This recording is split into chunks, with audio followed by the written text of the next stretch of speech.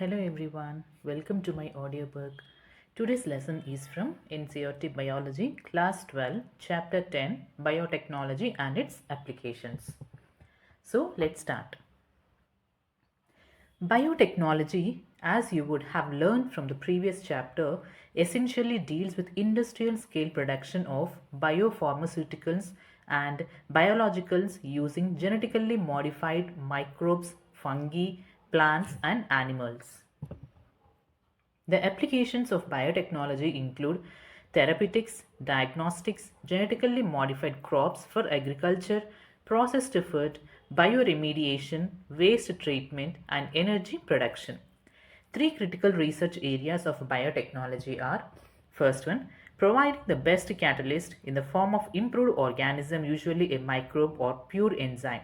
Second one, creating optimal conditions through engineering for a catalyst to act. And third, downstream processing technologies to purify the protein or organic compound. Let us now learn how human beings have used biotechnology to improve the quality of human life, especially in the field of food production and health. 10.1 Biotechnological Applications in Agriculture. Let us take a look at the three options that can be thought for increasing food production. First one, agrochemical based agriculture. Second one, organic agriculture. And third one, genetically engineered crop based agriculture. The Green Revolution succeeded in tripling the food supply, but yet it was not enough to feed the growing human population. Increased yields have partly been due to the use of improved crop varieties, but mainly due to the use of better management practices and use of agrochemicals, that is, fertilizers and pesticides. However, for farmers in the developing world, agrochemicals are often too expensive, and further increases in yield with existing varieties are not possible using conventional breeding. As traditional breeding techniques failed to keep pace with demand and to provide sufficiently fast and efficient systems for crop improvement, another technology called tissue culture got developed. What does tissue culture mean? It was learned by scientists during 1950s that whole plants could be regenerated from explants, that is, any part of a plant taken out and grown in a test tube under sterile conditions in special nutrient media. This capacity to generate a whole plant from any cell or explant is called totipotency. You will learn how to accomplish this in higher classes. It is important to stress here that the nutrient medium must provide a carbon source such as sucrose and also inorganic salts, vitamins, amino acids, and growth regulators like auxins, cytokinins, etc. By application of these methods, it is possible to achieve propagation of a large number of plants in very short durations. This method of producing thousands of plants through tissue culture is called micropropagation. Each of these plants will be genetically identical to the original plant from which they were grown, that is, they are soma clones. Many important food plants like tomato, banana, apple, etc. have been produced on commercial scale using this method.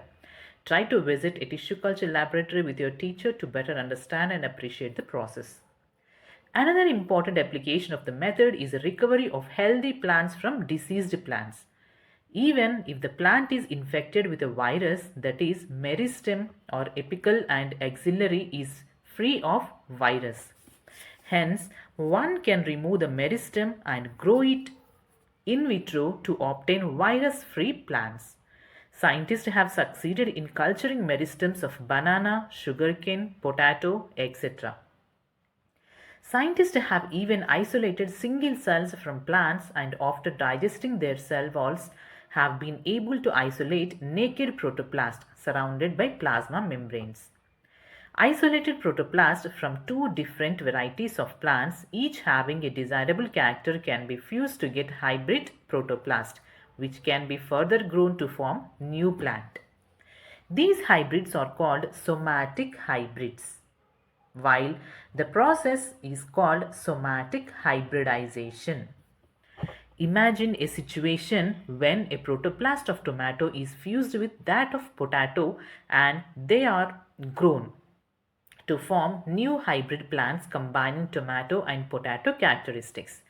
Well, this has been achieved, resulting in formation of pomato. Unfortunately, this plant did not have all the desired combination of characteristics for its commercial utilization.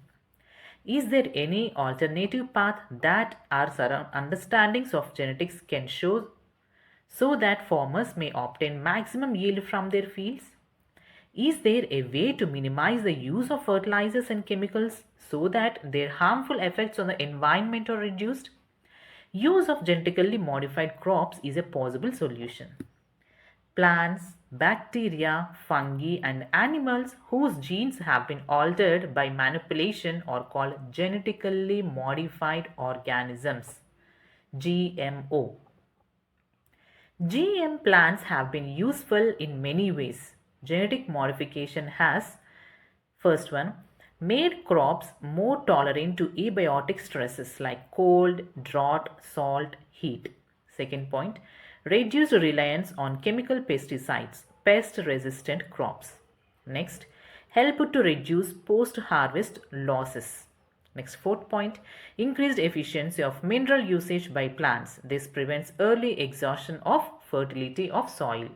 Next, fifth point, enhanced nutritional value of food. Example, golden rice, that is vitamin A enriched rice. In addition to these uses, GM has been used to create tailor-made plants to supply alternative resources to industries in the form of starches, fuels, and pharmaceuticals.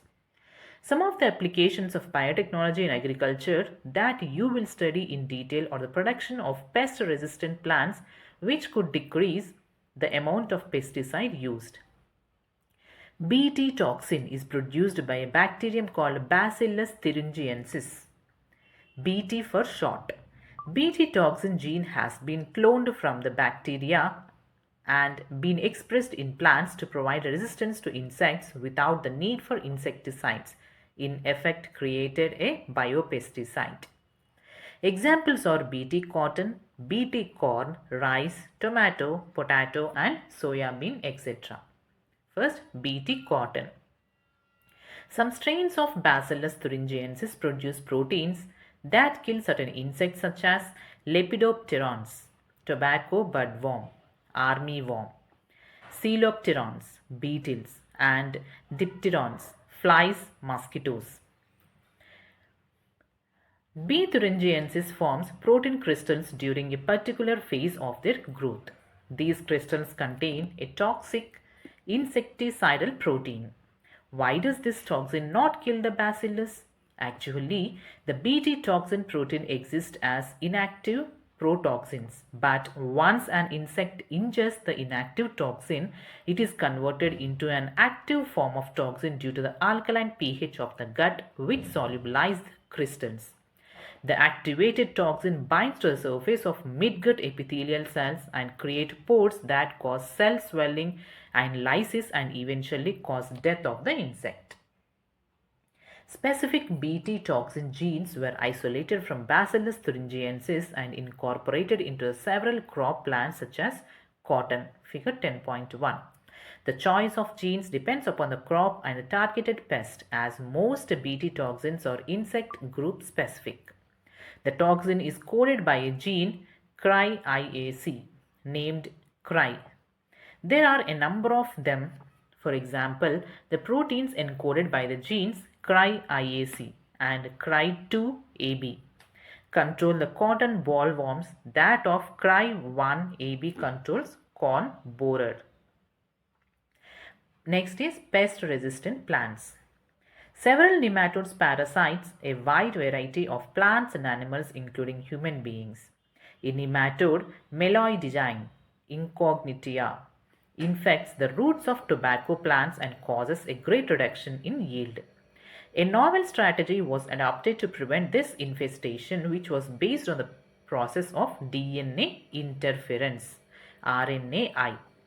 RNAi takes place in all eukaryotic organisms as a method of cellular defense.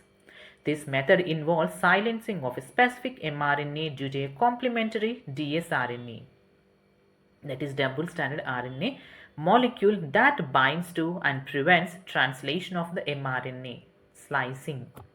The source of this complementary RNA could be from an infection by viruses having RNA genomes or mobile genetic elements, transposons, that replicate via an RNA intermediate.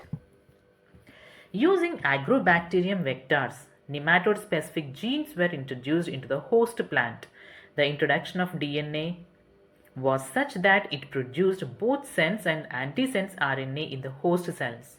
These two RNAs being complemented to each other formed a double-stranded that initiated RNAi and thus silenced the specific mRNA of the nematode. The consequence was that the parasite could not survive in a transgenic host compressing specific interfering RNA. The transgenic plant therefore got itself protected from the parasite. Figure 10.2. Next is 10.2 biotechnological applications in medicine. The recombinant DNA technological processes have made immense impact in the area of healthcare by enabling mass production of safe and more effective therapeutic drugs.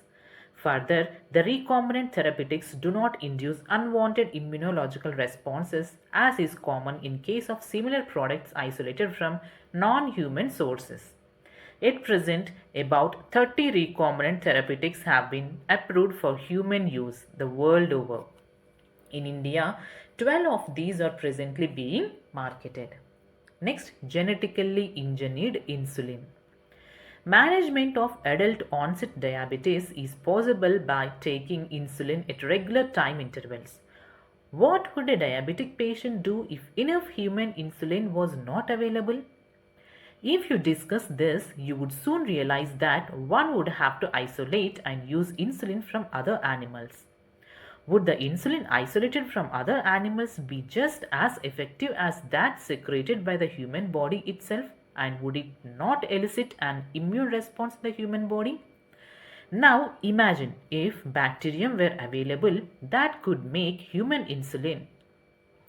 Suddenly the whole process becomes so simple.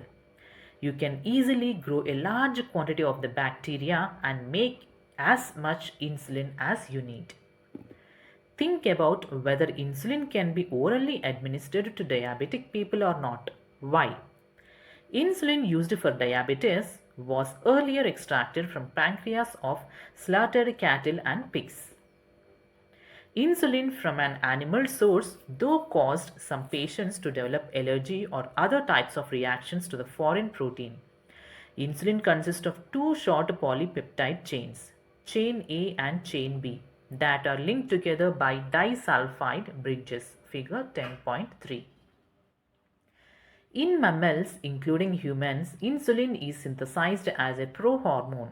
Like a proenzyme, the prohormone also needs to be processed before it becomes a fully mature and functional hormone, which contains an extra stretch called the C-peptide. This C-peptide is not present in the mature insulin and is removed during maturation into insulin. The main challenge for production of insulin using rDNA techniques was getting insulin assembled into a mature form. In 1983, Eli Lilly, an American company, prepared two DNA sequences corresponding to A and B chains of human insulin and introduced them in plasmids of E. coli to produce insulin chains. Chains A and B were produced separately, extracted and combined by creating disulfide bonds to form human insulin. Next is gene therapy. If a person is born with a hereditary disease, can a corrective therapy be taken for such a disease? Gene therapy is an attempt to do this. Gene therapy is a collection of methods that allows correction of a gene defect that has been diagnosed in a child or embryo. Here, genes are inserted into a person's cells and tissues to treat a disease.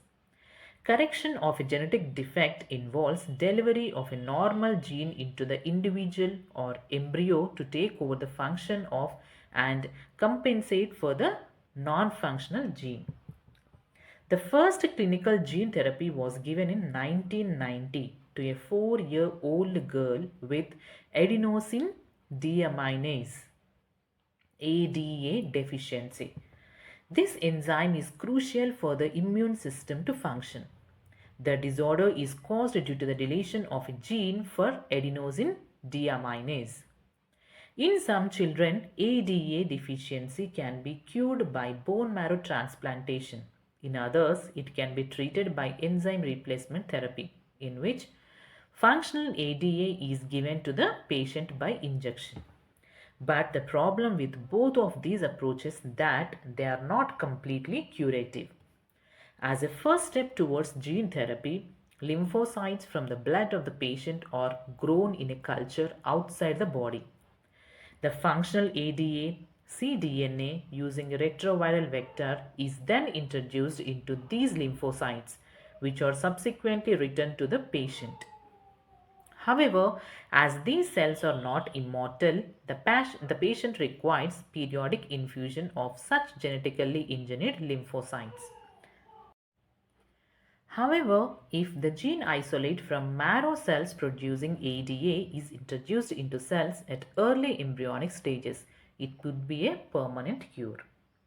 Next is molecular diagnosis. You know that for effective treatment of a disease, early diagnosis and understanding its pathophysiology is very important. Using conventional methods of diagnosis, serum and urine analysis, etc., early detection is not possible. Recombinant DNA technology, polymerase chain reaction (PCR), and enzyme linked immunosorbent assay (ELISA) are some of the techniques that serve the purpose of early diagnosis. Presence of a pathogen, bacteria, virus, etc. is normally suspected only when the pathogen has produced a disease symptom. By this time, the concentration of pathogen is already very high in the body.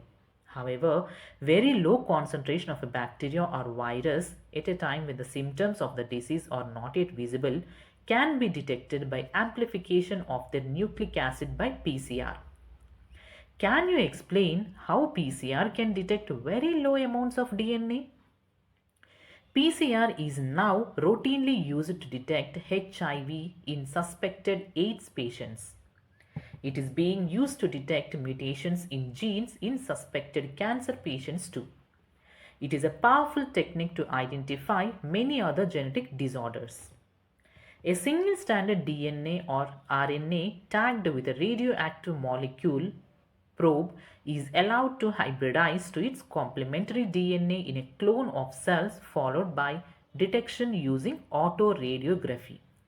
The clone having the mutated genes will hence not appear on the photographic film because the probe will not have complementary with the mutated gene.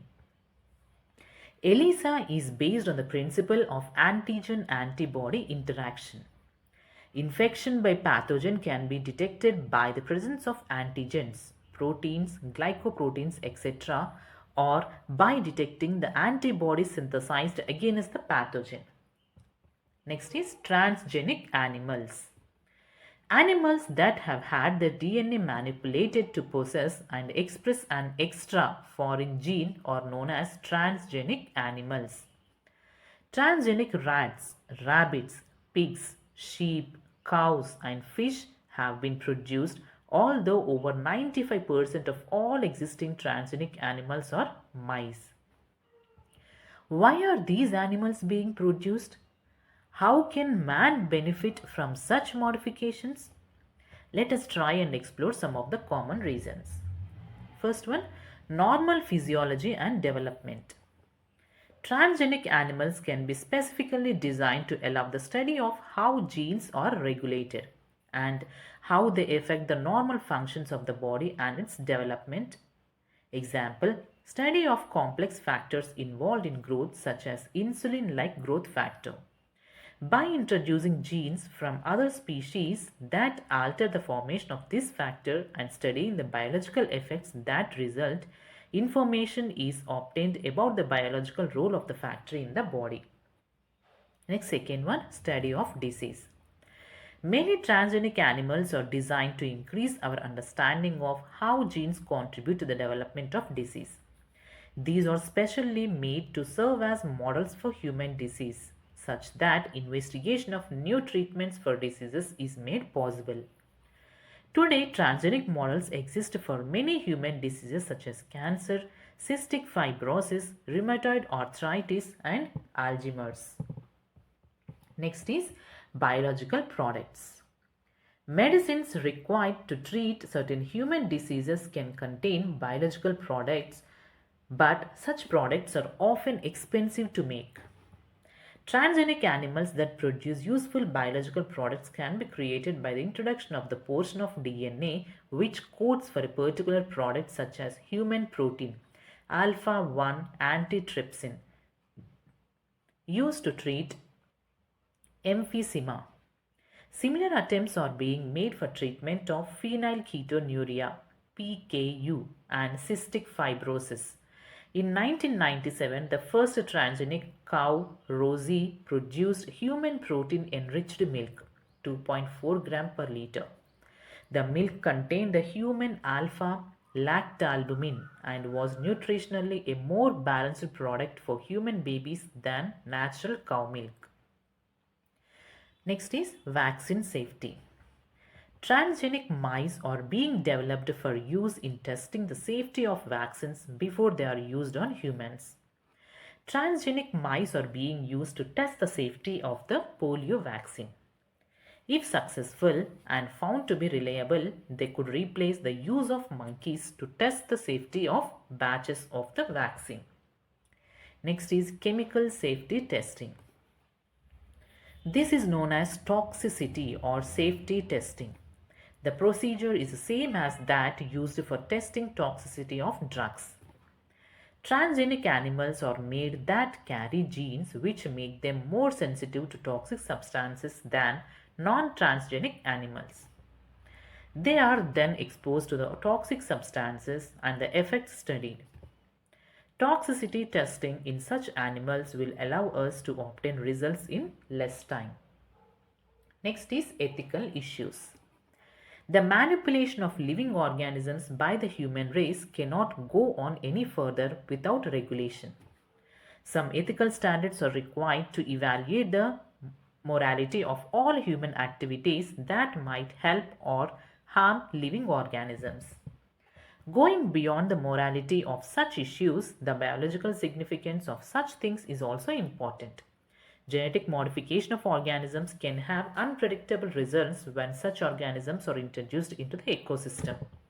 Therefore, the Indian government has set up organizations such as GEAC, Genetic Engineering Approval Committee, which will make decisions regarding the validity of GM research and the safety of introducing GM organisms for public services.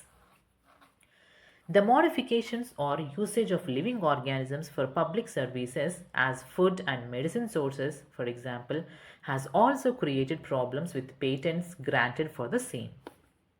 There is growing public anger that certain companies are being granted patents for products and technologies that make use of the genetic materials, plants, and other biological resources that have long been identified, developed, and used by farmers and indigenous people of the specific region or country.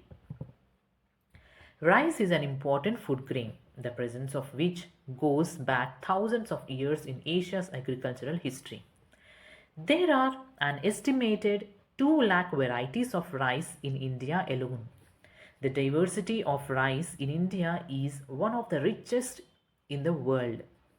Basmati rice is distinct for its unique aroma and flavor, and 27 documented varieties of basmati are grown in India. There is reference to basmati in ancient texts, folklore, and poetry as it has been grown for centuries. In 1997, an American company got patent rights on basmati rice through the US Patent and Trademark Office. This allowed the company to sell a new variety of basmati in the US and abroad. This new variety of basmati had actually been derived from Indian farmers' varieties. Indian basmati was crossed with semi-dwarf varieties and claimed as an invention or a novelty. The patent extends to functional equivalence, implying the other people selling basmati rice could be restricted by the patent. Several attempts have also been made to patent uses, products, and processes based on Indian traditional herbal medicines, example, turmeric, neem. If we are not vigilant and we do not immediately counter these patent applications, other countries or individuals may encash on our rich legacy and we may not be able to do anything about it. Biopiracy is a term used to refer to the use of bioresources by multinational companies and other organizations without proper authorization from the countries and people concerned without compensatory payment. Most of the industrialized nations are rich financially but poor in biodiversity and traditional knowledge.